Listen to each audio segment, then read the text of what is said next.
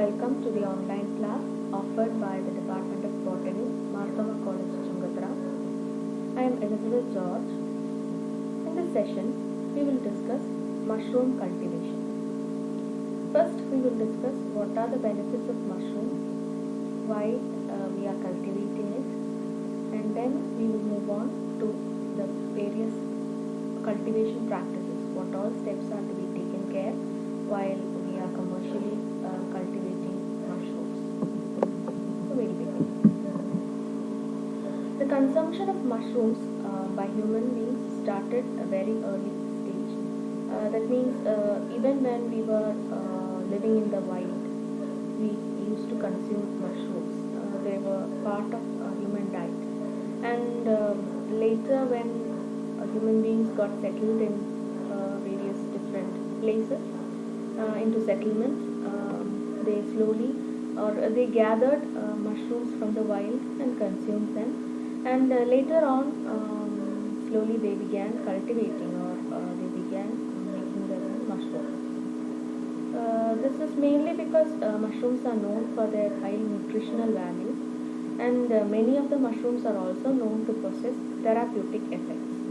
So these are the major two reasons behind the consumption of mushrooms. And also very many or special delicacies are prepared in all over the world. Different special or food are prepared from mushrooms. So all these make up mushrooms a common food in the table. And we can see there is a difference that occurred in our place, because earlier times mushrooms were just collected from the farms, from our backyard or from our plantations and all. But in these days many people are into mushroom cultivation, and we can see in every nook and corner we can see mushrooms. Even in small vegetable shops we can see mushroom packets being sold, and so all the high like supermarkets, they are also selling different varieties of mushrooms, like button mushroom, oyster mushroom, etc. So all these are the recent developments regarding mushroom cultivation, and many people are into mushroom cultivation. Some take it as a income source, and some do it for the sake, like for their own consumption or just for giving to friends and all. So these are all practiced by many people all around the world, and it is taken both as food and also as medicine. That is also an important character of these mushrooms. Normally we know the consumption as food, but they are also used for preparing various types of medicines, especially in homeopathy. Many medicines are extracted from mushrooms and other fungal members, and these are also taken from various mushrooms. And coming to the technicality of mushrooms, they are fructifications or fruiting bodies of higher fungal members, which are known as basidiomycetes. These are the most advanced members, or known as the most advanced members of the fungal group. Fungus, as we know, they are depending on other substratum for their food. They are heterotrophic organisms which lack chlorophyll. They are not green in color normally. They take in food from their substrate. They attach to a substrate, may it be a dead material or a living host, and they absorb the food from the living host or the substrate in which they are living, and they grow in that. And the body of the fungus is known as mycelium. It looks like networks. We commonly come across stale bread, which turns into black or greenish color. That is the fungus which is affecting or infecting the bread. This same is seen in various forms like lemon and onions, etc., where we find black colored spores, which are also spores from fungus. Okay, so coming to mushrooms, we have both edible mushrooms and also toxic ones. So we are not, if we are not familiar with the edible ones, we won't be able to differentiate among them. So there should be a thorough knowledge about which are the edible ones and which are the toxic ones. Mostly people say that the brightly colored or the attractive ones are toxic ones, while the edible mushrooms are mostly pale colored or white colored or brown colored, pale brown colored. So this is a common character, but there are also some mushrooms which resemble the edible mushrooms, toxic mushrooms which resemble these edible mushrooms. So one should be very careful while selecting mushrooms for consumption. So that is why I think most people now depend on the market mushrooms available in the market. So then they're sure that these mushrooms are consumable and they can take it. But if you're going to the wild to collect the mushrooms, we not if you're not familiar with them, we may come across wrong mushrooms, and when we take in, it can even lead to death of the organism. So mushrooms are found to possess some of the highly toxic materials when compared to the other organisms, and these are known to cause deaths in many people, including human beings, many animals including human beings. The idea of toxic and edible mushrooms is thus very important. One should be able to understand or differentiate between the toxic ones and also the edible ones. So this is the structure of a mushroom, where if we consider, the first picture shows structure of a big mushroom, where the umbrella like structure, that is what we call as mushroom, and the main plant body of the fungus is the network, the hair-like structures. These are known as mycelium. These are seen normally inside the substrate or inside the soil. If it is growing in the soil, it is seen inside the soil, or if it is growing in any substrate, the mycelium is seen inside the substrate, while the fruiting bodies, what corresponds to a flower in a higher plant. A flower bears seeds, no? So likewise, this fruiting body bears spores which disseminate and produce new mycelium. So likewise, we have the fungal hyphae which is seen underground, and only the fruiting body is seen in the above the substrate. So for the mushroom, there is a cap-like structure which is also known as the cap, and there are small scales. So if we see that this is a small mushroom which is just budding off, and it is normally covered with a covering, a veil, and it is known as a universal veil, and remnants of this is seen on the bigger mushroom also. So basically it is enclosed in the veil, and later when the mushroom emerges, it breaks off, and parts of the veil is seen on the cap. We have a stem which is also known as the stipe for the mushroom, and beneath the cap we have the gills which contains the spores. So gills, it resembles the gills of a fish. These are elongated structures which possess various spores. Then we have the ring, which is the remnant of the veil, which is part of the veil which is broken off when the mushroom is developing. And we have the edge of the cap known as the margin, and also some scales. So these are the various structures seen in the mushroom. The second picture also shows a diagrammatic view of the same. We have the partial veil of the ring, and the cap on the top, scales on top of the cap, and gills underneath the cap. We have the stem or the stipe. The spores are disseminated from the gills, and we have the volva, which also resembles, or which also is the remnant of the veil. The mycelium is seen in the lower part or inside the substrate. So these are the structures, common structures seen in mushrooms. In the present day world, collection, cultivation and consumption of mushrooms is a common practice. Even in our places also, we find many people who are taking this up as an income source, and also as a hobby to cultivate mushroom, to process them and to market them. Overall, more than 20 or around 24, 25 species of mushrooms are available, edible mushrooms are available in our place, and among them, commonly cultivated ones are around 12 to 13. And mushrooms generally denote the fleshy edible part of the fungus. So, as we mentioned earlier, the main body of the fungus is lying inside the substratum. It is hidden from us, it is hidden from our view. It is known as the mycelium. Okay. So, normally the mushrooms, by mushrooms we mean the edible ones. The toxic ones are commonly known as toadstools. Okay. The name comes from the traditional fairy tales where frogs are seen sitting on these mushrooms. So that is where the names come from.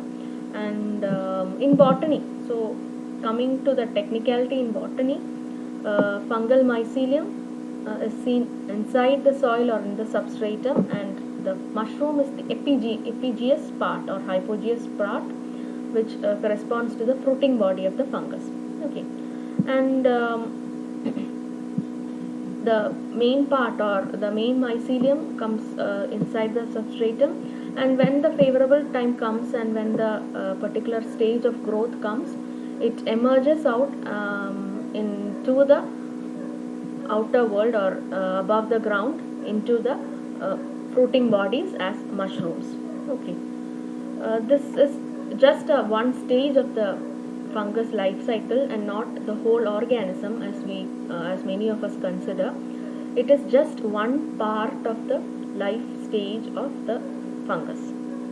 Spores are formed from this mushrooms. Underneath the mushroom cap, we said we have the gills, and from the gills small spores are produced, and these spores get disseminated into different places, and when they attach to the suitable substratum, they grow into the specific mycelium. This is a general life cycle of a mushroom producing fungus. It is a basidiomycete, and as we said, the mycelium which grows inside the substratum gives rise to the fruiting body.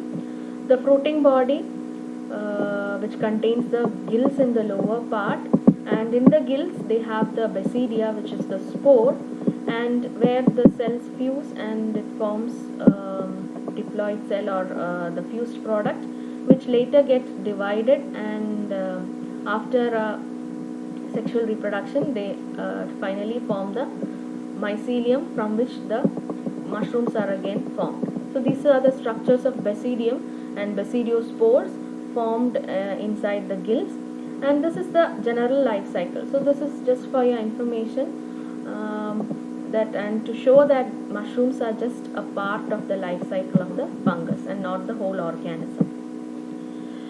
The edible mushrooms normally belong to the genera Agaricus, Amanita, Armillaria, Auricularia, Clavacia, Pleurotus, Coprinus, etc.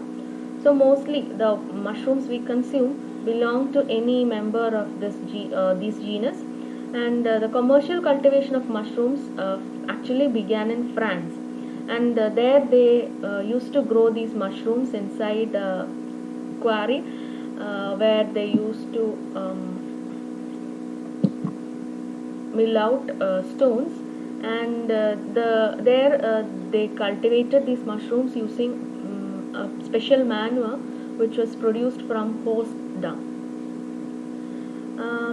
The most commonly cultivated one is Agaricus bisporus, and this was the first one to be cultivated, and later from France it got spread into the other European countries, and later into the American continent, and finally to the whole world. It was in 1905 the American scientist Duggar had found out a way to produce pure mushroom seeds, or which are known as spores, and this is a highly useful technique for this purpose, because we can get good variety of mushrooms and a large yield only by a pure seed. So that is a very useful technique which was developed by the scientist, and it was in Sweden that the present form of commercial mushroom cultivation began, and it was done in above the ground. It took many years to get popularized into the various parts of the world, and also as the mushroom cultivation got spread into different parts, new delicacies were also prepared from these mushrooms in these areas. And now, in the present condition, we can say that each area has their own specific preparation of mushrooms. Presently, the cultivation of mushrooms is carried out in mushroom houses, where provisions for control of temperature, relative humidity, aeration are all available, and we can control the conditions in which we are cultivating these mushrooms, and we can produce, or we can provide them with their optimum conditions so that they can thrive well and they can produce large yield. Various techniques of mushroom cultivation is carried out all around the world, and the mushroom cultivation was commercially introduced in India by S.R. Bose, and he had described about the cultivation process in a science congress which was held in Nagpur, that was in around 1921. And the scientist had explained the cultivation of Agaricus species. Later, the mushroom cultivation in India was taken up by the Tamil Nadu Agriculture University, where they produced new varieties or improved varieties of straw mushroom, and they carried out efficient cultivation of these mushrooms. And this team was headed by the team which started the program was headed by K.M. Thomas in 1943. Mostly, Agaricus bisporus is popularly cultivated in the northern states of India, and Volvoriella and Pleurotus species are common in southern states. Right now, the research and development (R&D) work in mushroom cultivation is carried out under the leadership of National Center for Mushroom Research and Training. It is located in Solan in Himachal Pradesh, and they carry out or they initiate all the research processes and cultivation techniques related to mushrooms. The variety of mushrooms cultivated in different parts of the world is mainly determined by the climatic conditions of that particular area, and also the variety which is adaptable to that particular region. Coming to the nutritional contents, why these mushrooms are being consumed by a large number of people. We told that mushroom is a very tasty food, and also it is providing all the nutritional benefits as any other vegetable, and it can also provide us with nutrients which are supported by meat products. Mushrooms provide high quality proteins, and compared to meat, these provide high protein quantity, but the calories is very less. And also these are consumed by diabetic patients and also others suffering from various diseases. It can be consumed by people who are trying to lose their weight also. So it is a diet food also. So we can say that is because the calories are very less, and the proteins of mushrooms are rich in essential amino acids which are highly required by adults, especially these are not present in vegetables, like tryptophan, lysine, etc., which are obtained only through meat and other such products. It is not commonly available in the common vegetables. Riboflavin, pantothenic acid, nicotinic acid, etc., are also rich in mushrooms, and of the total proteins, around 30% is seen, or amino acids is seen in the form associated with proteins, and the rest is seen as free amino acids. So, of the total, 30% is available as, of the total amino acids, 30% is available as associated with proteins. Other vitamins like ascorbic acid, thiamine, folic acid, and minerals are also present in mushrooms. And also fresh mushrooms contain more amount of minerals than the same amount of fruits and vegetables. So fresh fruits, vegetables, and mushrooms compared with each other, we can say that mushrooms contain larger amount of minerals compared to the others. Along with these nutrients which are provided, mushrooms also boost the immune system, which is very important nowadays, where we are us to improve our immune system to fight against various infections and diseases. It helps in losing weight. It reduces the blood pressure. It stimulates the absorption of iron. So normally, many people are becoming anemic due to the lesser absorption of iron, and consumption of mushrooms helps in alleviating this. It strengthens the bones and the teeth. It lowers the cholesterol levels. It reduces the risk of breast cancer and prostate cancers. It protects the diabetic patients from various infections, and also it prevents osteoporosis and joint pain, which is seen commonly in the females, where the joints and the bones get deteriorated over age, and this is also prevented by frequent consumption of mushrooms. The various percentage of vitamins, nutrients and minerals are also provided in this picture. Phosphorus and potassium are the major elements which are present in larger amounts when compared to the other foods. Mushrooms are also therapeutically important, and many of the genera are used as therapeutic agents. And Ganoderma is a common form which was commonly used for various therapies related to cancer. In homeopathy and also other medicine systems, various medicines have been extracted from mushrooms and also their allied members. Salvatia, Gigantia, Amantia, Muscaria, etc. are commonly used forms in homeopathic medicine. Lentinus edodes is found to reduce the blood cholesterol level in both humans and animals. Influenza virus and polio virus is also found to be controlled by the crude extract of this Lentinus species. This point is highly important as we are facing a variant of the influenza virus now as in the form of the coronavirus, which is known to cause the disease, COVID disease. And the carbohydrate compounds of the mushrooms are also found to possess anti-cancer effects, that is the carbohydrates in Lentinus. Coprinus is another genus of fungus which is found to be effective against diabetes, treatment of diabetes and reduction of blood sugar level. Many members of Polysporus species are also found to be anti-diabetic agents. So these are the various nutritional aspects of mushrooms, and also the various benefits and various features, general characters of mushrooms. We shall continue the following topics in the next session. Hope you have understood this. Thank you.